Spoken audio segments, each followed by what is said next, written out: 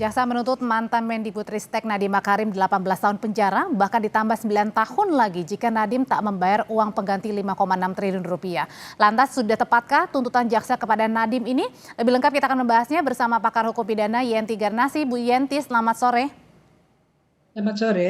Bu Yenti, kemarin jaksa sudah menuntut Nadiem 18 tahun penjara dengan uang pengganti 5,6 T, kalau enggak ditambah lagi hukuman penjaranya jadi 9 tahun. Menurut Anda, apakah tepat tuntutan jaksa kepada Nadiem Makarim? Ya, menurut jaksa itu tepat ya. Kalau menurut saya, karena jaksa itu kan primernya menggunakan pasal 2 Undang-Undang Tindak Pidana Korupsi yang sudah masih menggunakan undang-undang lama saya kira ya. Walaupun di KUHP juga ada yang baru. Jadi di sana kan memang ancaman pidananya kan minimalnya 4 tahun, maksimumnya seumur hidup 20 tahun gitu. Jadi nampaknya ya jaksa melihat bahwa sebenarnya sejak awal tuh jaksa itu kan namanya penyidik penuntut umum itu kan presumption of guilt ya. Dia berprasangka salah dengan alat bukti yang disiapkan dia gitu ya sejak awal.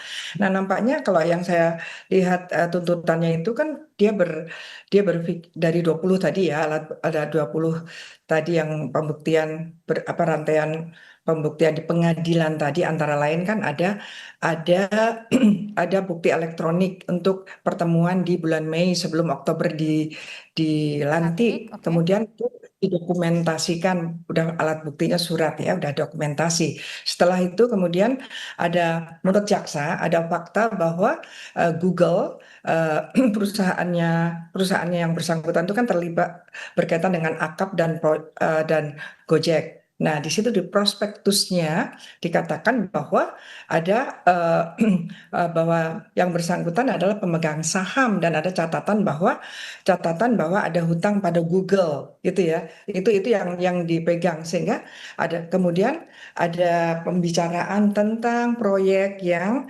bersangkutan pada waktu itu belum jadi menteri. Itu yang dipegang oleh jaksa. Kemudian jaksa juga mengatakan bahwa ya memang menteri kan sebagai penanggung jawab kuasa anggaran ya, kuasa anggaran, dan kemudian juga ada fakta-fakta yang disampaikan bahwa Chromebook itu berdasarkan pengalaman di masa lalu itu tidak bisa diterima, bahkan menteri sebelumnya juga tidak setuju kan gitu, sehingga kemudian terjadilah menurut jaksa penuntut umum atau negara gitu ya, biasanya itu kalau jaksa itu kan negara ya, itu bahwa ada kerugian yang timbul gitu. Jadi kalau Anda lihat berarti artinya memang ada unsur niat jahat di situ, atau mungkin jangan-jangan hanya sekedar kebijakan yang gagal saja, karena kan di medsos ini riuh sekali ya tuntutan Nadiem Makarim.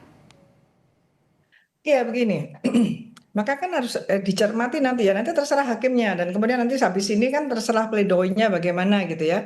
Terutama menurut saya balang merahnya adalah ketika ada pembicaraan di bulan Mei dan kemudian ada menjadi dokumen ya, dan kemudian setelah jadi menteri kemudian ada ada kata-kata yang mengatakan yang disampaikan ya, go ahead with Chromebook gitu kan, itu yang dipegang oleh jaksa ya, dan itu memang terjadi.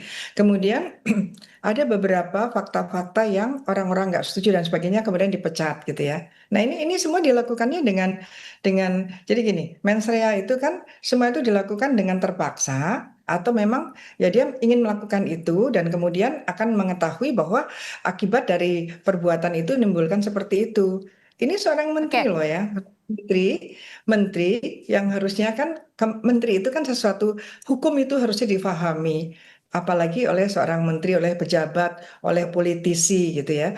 Nah, seperti itu memahami mens rea itu adalah bukan saya kepengen korupsi, bukan gitu, menginginkan korupsi bukan seperti itu, tetapi bahwa masing-masing perbuatan itu dilakukan dengan terpaksa apa tidak. Ketika dia mau melakukan itu dengan kesadaran apa tidak. Kesadaran pun macam-macam, kesadaran dan kepastian akan menimbulkan ini, kesadaran dengan tujuannya untuk ini dan kesadaran untuk kemungkinan akan ada ini. Ini saya kira nanti hakim bisa mendalami itu dan kemudian adakah unsur mens rea-nya atau enggak gitu ya. Bu Yenti, balik lagi ke tuntutannya dari jaksa. Bu Yenti, ini kan 18 tahun 5,6 triliun uang penggantinya, kalau enggak ditambah ke 9 tahun penjara lagi. Menurut Nadiem di situ ini lebih besar dari kasus teroris atau kasus terorisme menurut Anda? Jadi ancaman pidana ya, ancaman pidana itu kalau untuk korupsi itu kan memang ancaman pidana di pasal tersebut. Karena menurut jaksa kemarin dia kan primer dan sekunder ya. Primernya itu adalah pasal 2, kemudian pasal 3. Dan mereka sangat yakin bahwa itu pasal 2 gitu ya.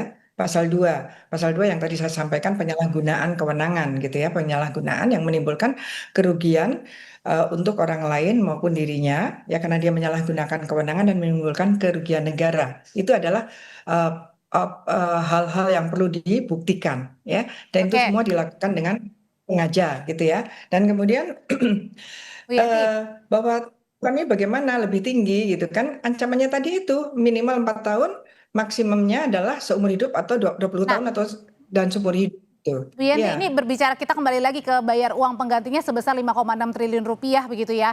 Nah ini kan lebih besar ternyata dari perhitungan kerugian negara. Ini lazim nggak sih Bu Yanti dengan uang pengganti yang lebih besar dari kerugian negara?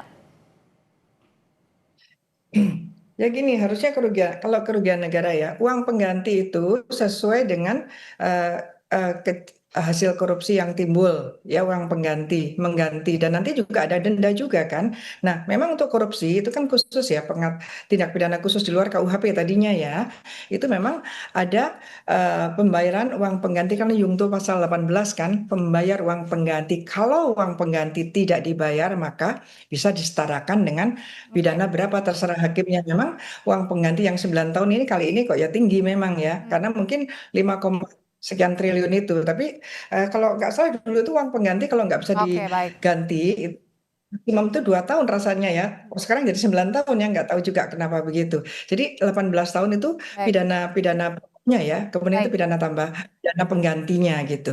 Nah, tapi tentunya kita masih menantikan ya karena jadwal Iya, persidangan kita juga masih panjang, masih ada pledoi berikutnya yang akan disampaikan oleh masih Hadi ada Makarim. pledoi, masih ada duplik, masih ada replik gitu ya. Ya. Oke, terima kasih Bu Ya, Yanti Garnasi, pakar pidana. terima kasih.